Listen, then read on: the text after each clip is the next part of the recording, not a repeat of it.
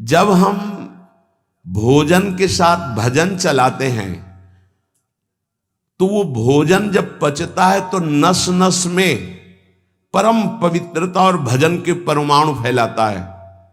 जो अपनी नस नस में नाम, पवित्रता, भक्ति, ज्ञान, तो भोजन में बहुत सावधान रहिए। ये 24 घंटे के लिए हमारे विचारों को अपवित्र या पवित्र करेगा भोजन। यदि आप अपने कुसंग को नहीं त्याग सके, भोजन का सुधार नहीं कर सके, तो भजन में रुचि नहीं होगी। ध्यान रखना, अगर आप हमारी प्रार्थना नहीं मानते हैं तो ये अपराध होगा, आज्ञा का उल्लंघन होगा और वो आपके लिए बहुत ही हानिकारक होगा। पहले आहार शुद्धि करें, बहुत भोजन शुद्ध। बड़ी कृपा है, आकाशवृत्ति से जीवन चलता है, श्री जी को भोग लग करके मिलता है, परम पवित्र है। अब जो बात करें, पाते समय उपास्य देव के सिवा अन्य कोई विचार नहीं रह जाना चाहिए। ये ध्यान उपासक दे। इसीलिए नाम कीर्तन चला दिया जाता है। चलता है नाम कीर्तन, नाम कीर्तन चला दिया जाता है कि आपका मन किसी विषय का चिंतन न करने पावे, नाम कानों में पड़े और चिंतन नाम का हो। जब हम भोजन के साथ भजन चलाते हैं तो वो भोजन जब पचता है तो नस नस में परम पवित्रता और भजन के परमाणु फैलाता है। अब जैसे आजकल भोजन की प्रथा, जूता मोजा वही शौच में पहन के गए हैं, वही लघुशंका में, और वही होटल में बैठ के वैसे ही जूता मोजा, वही कपड़े, वैसे ही बनाने वाला क्या भाव वाला है, कैसी पवित्रता रखता है, और पाने वाला क्या भाव रखे हैं और कैसी पवित्रता है, इन सब का प्रभाव भोजन पे पड़ता है। अगर भोजन ठीक नहीं तो बुद्धि निर्णय नहीं कर पाएगी ठीक। हृदय के नेत्र खुलने के बाद तो बहुत दूर रही, इन नेत्रों से भी सही नहीं दिखाई देता, गंदा ही दिखाई देने लगता है। इन नेत्रों में गंदगी बढ़ जाती है। जिसकी तरफ देखो तो वासना की दृष्टि से देखो, दोष दृष्टि से देखो, राग द्वेष की दृष्टि से देखो, ब्रह्म दृष्टि, भगवत दृष्टि उसकी नहीं आ सकती।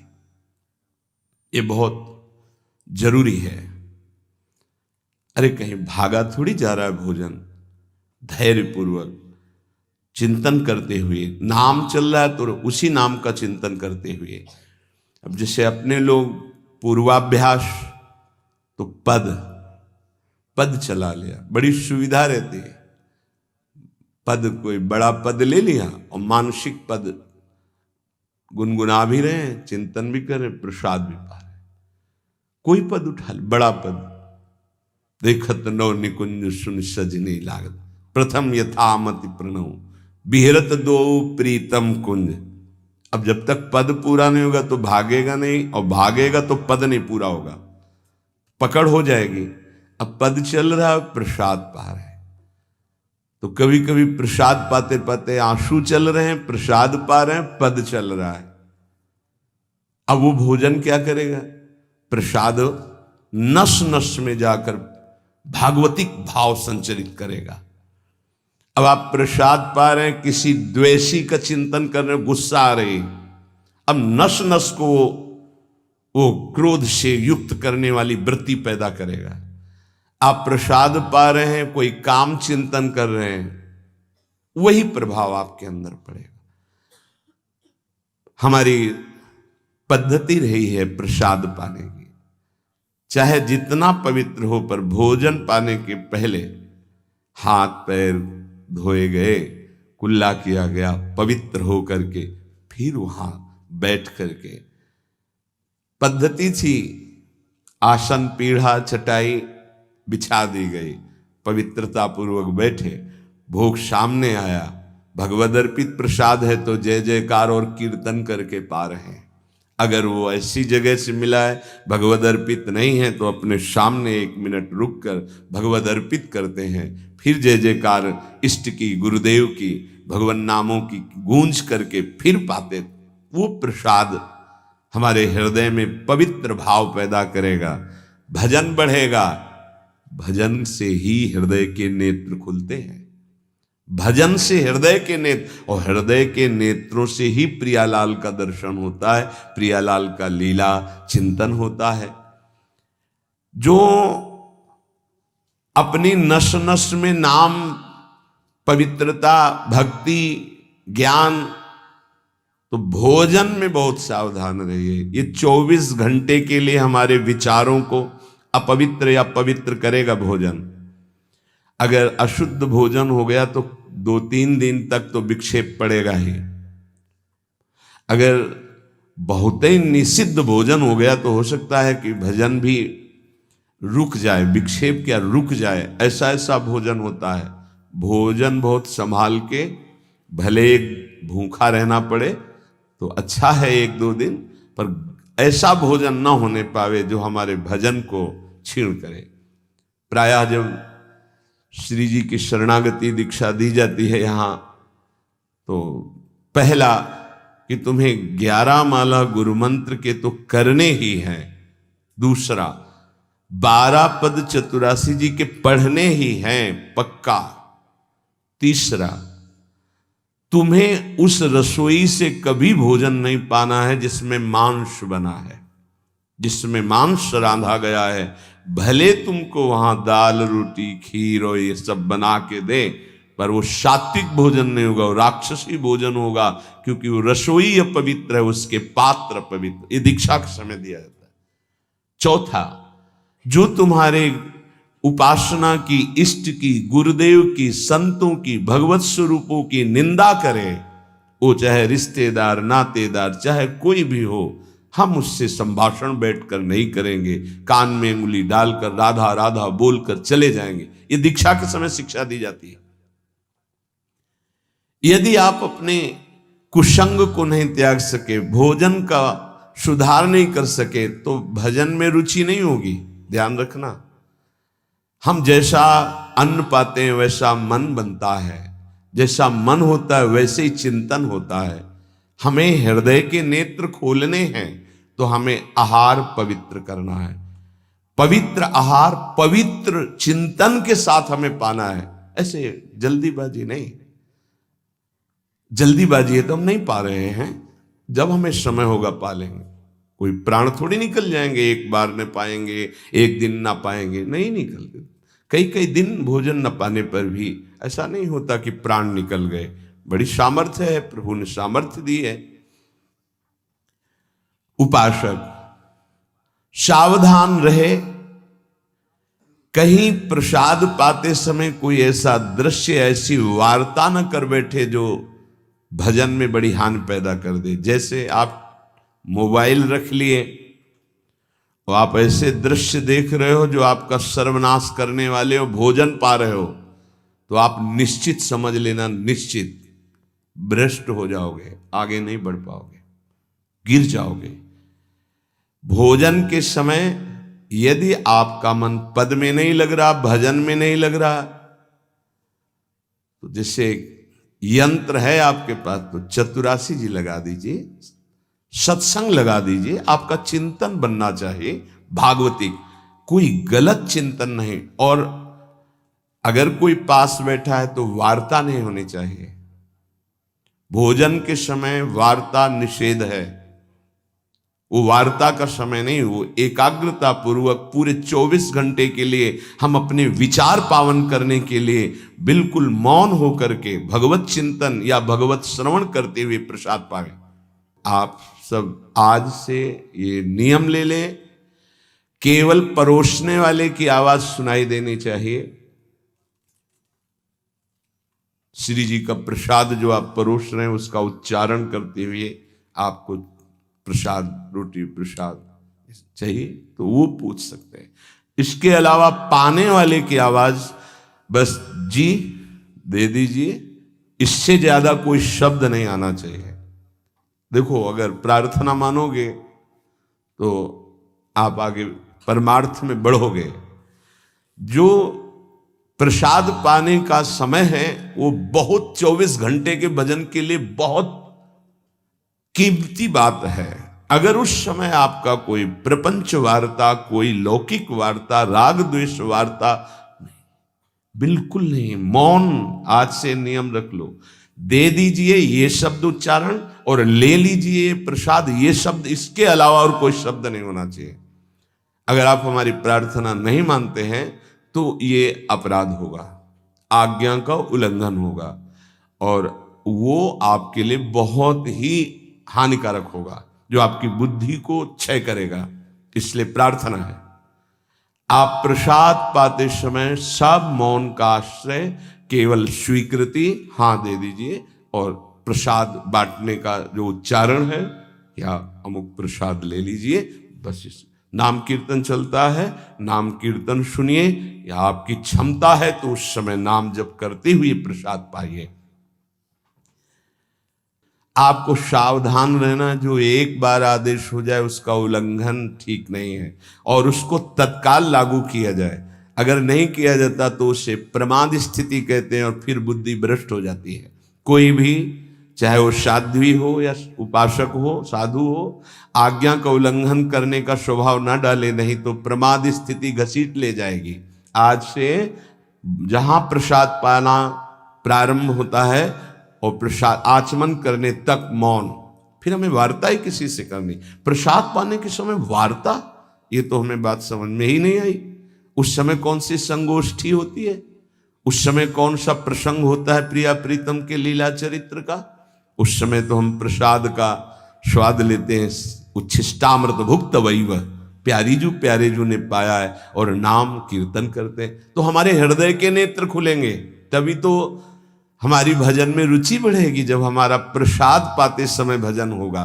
बहुत ध्यान देने की बात है ये।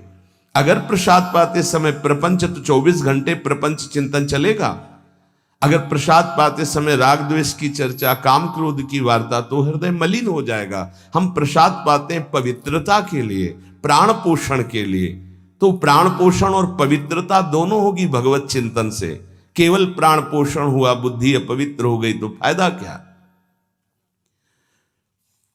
जो नाम जप करता है उसको कभी ये चिंता नहीं करनी कि अब हमारे जो पूर्व पाप हैं वो कैसे नष्ट होंगे।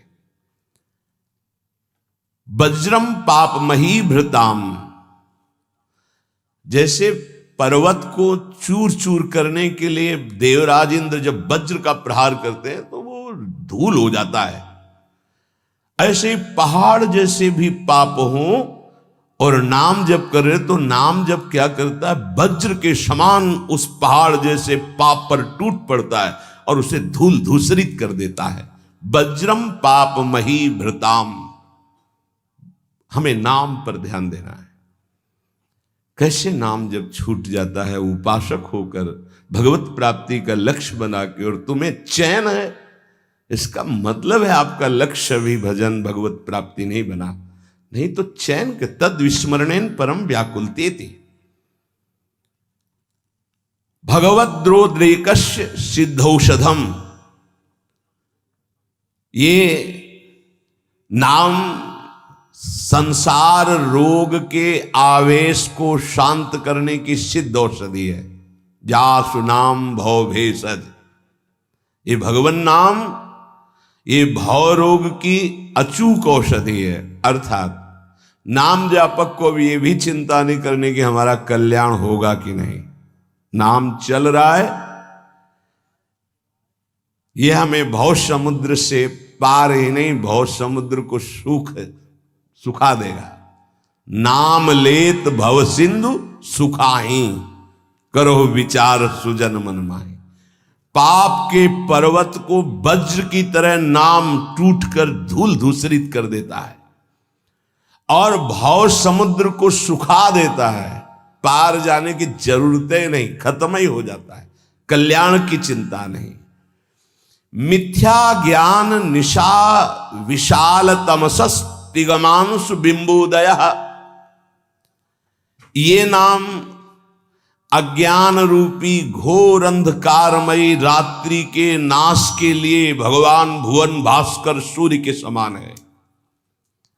उपासक को अभी ये भी चिंता नहीं करनी कि हमें तो कोई ज्ञान नहीं है, हमारे अंदर तो अभी बड़े आकर्षण है संसार के, अविद्या है। बिल्कुल चिंता मत करो। नाम जब चल रहा तो जैसे घोर अंधकार रात्रि में है, सूर्य उदय होते ही वो सब नष्ट हो जाता है, ऐसे ही नाम जापक के हृदय का अज्ञान अंधकार नष्ट करने के लिए भगवान नाम सुंदर ज्ञान प्रकाश कर देते हैं।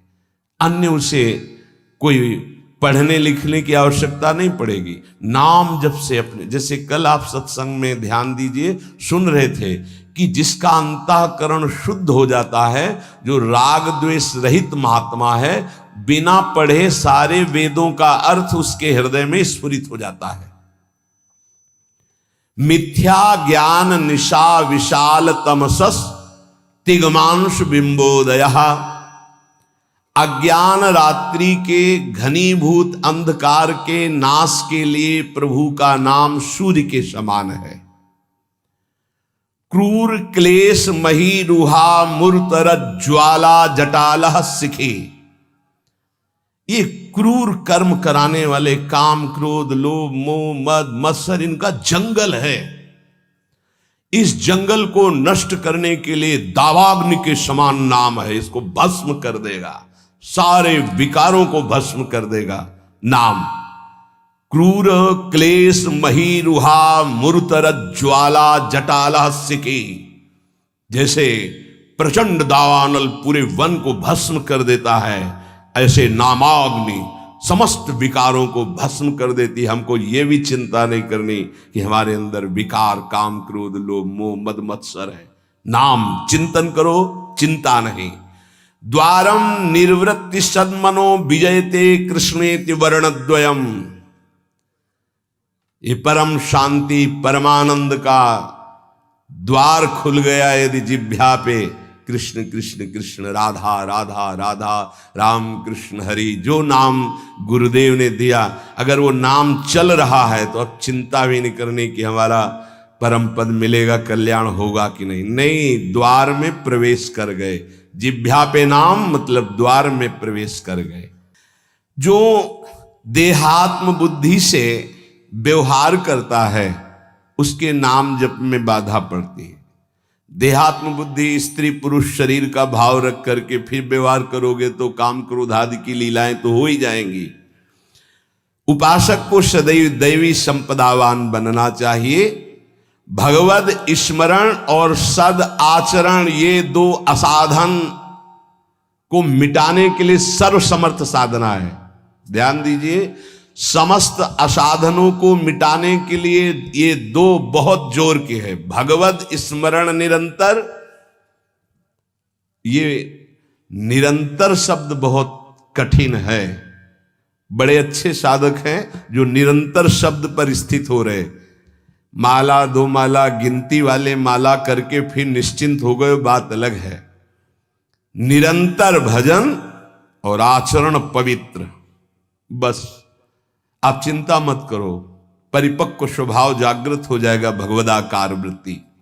भगवान श्री कृष्णचंद्र जी अर्जुन जी को उपदेश दे रहे हैं। श्रेयान स्वधर्मो विगुणः परधर्मात् स्वनिष्ठितात् स्वधर्मे निधनम श्रेयः परधर्मो भयावह। अच्छी तरह आचरण में लाए हुए दूसरे के धर्म से गुणों की कमी वाला अपना धर्म श्रेष्ठ है।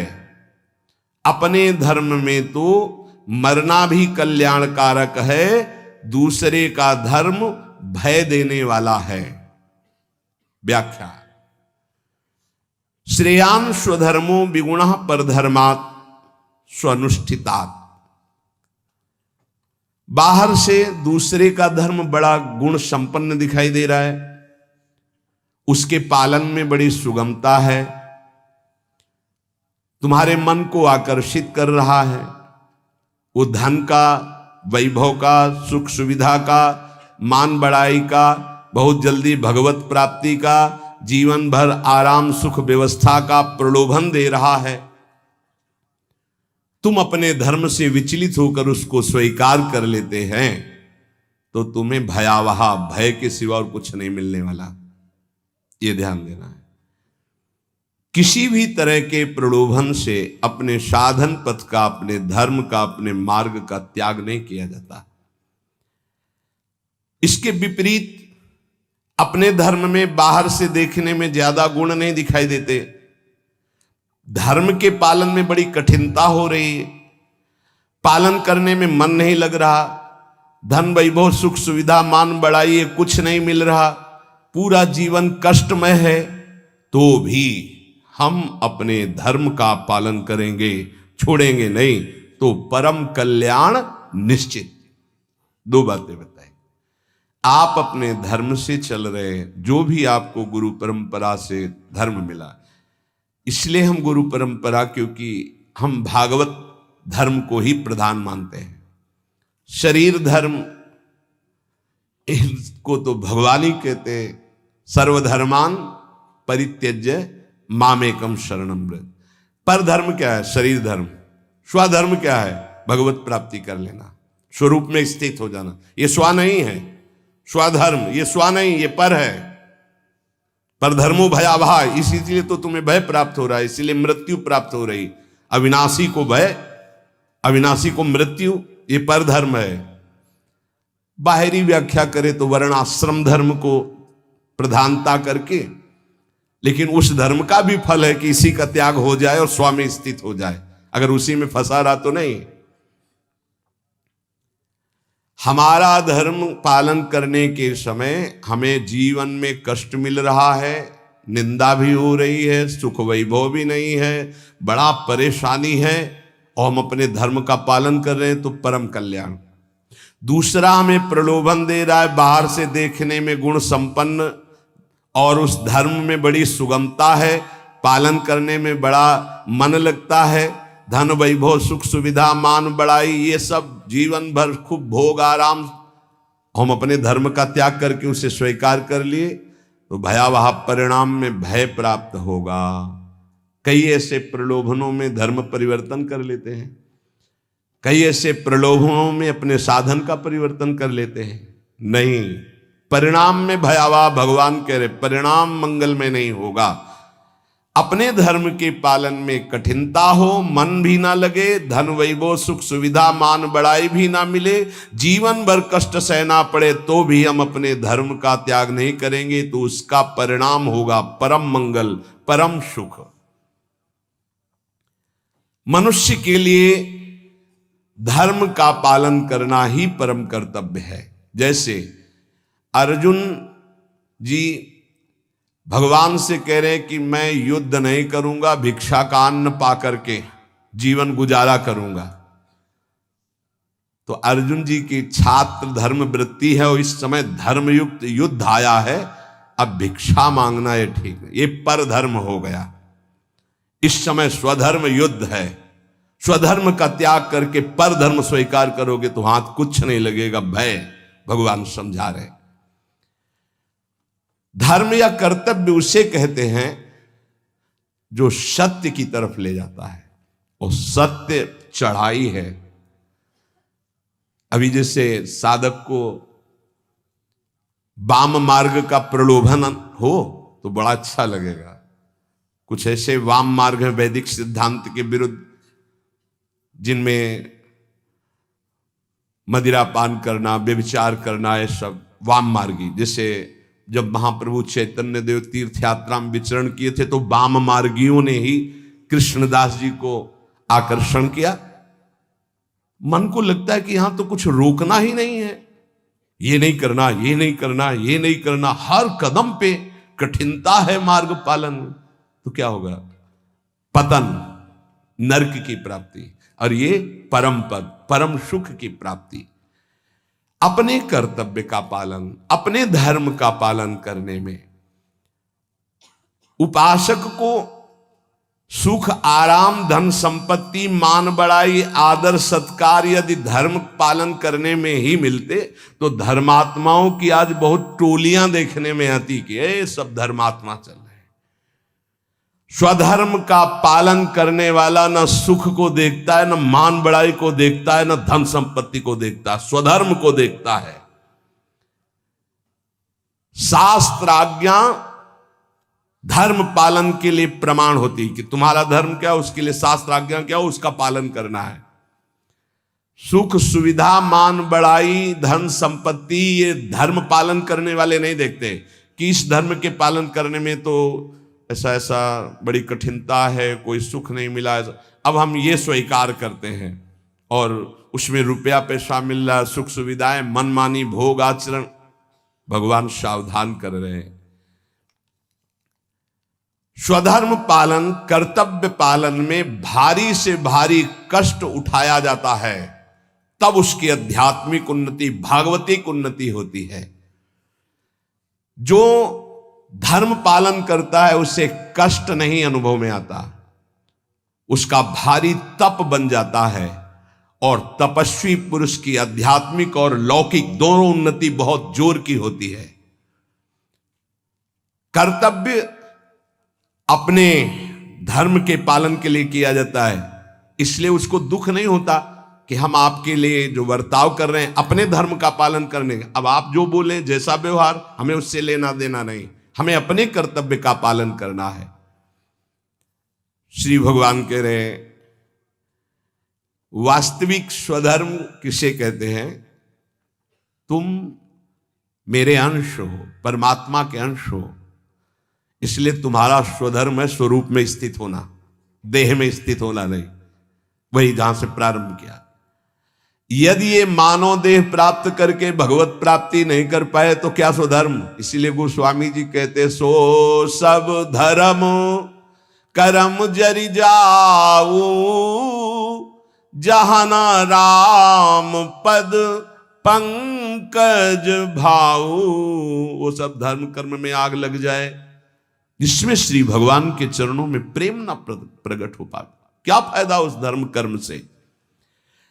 अपने को शरीर मान करके जो धर्म किया जाता है, सही माने में उस धर्म का फल है कि स्वरूप में आ जाओ। अगर नहीं आए तो शरीर धर्म का कोई ये नाशवान शरीर में नहीं हूं।